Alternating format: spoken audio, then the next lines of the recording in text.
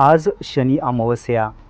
शनी अमावस्येनिमित्त भाविकांनी नारायणगाव येथील शनी मंदिरात मोठी गर्दी केली होती.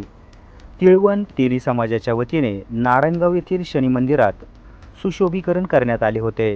सकाळी 7 वाजता शनी महाराजांच्या मूर्तीवर रुद्राभिषेक संपन्न झाला. त्यानंतर सकाळपासूनच भाविकांनी दर्शनासाठी लांबच लांब रांगा लावल्या होत्या.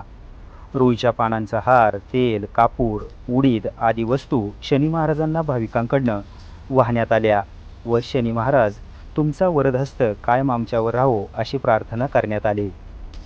समाज दर्पण, नारायणगाव.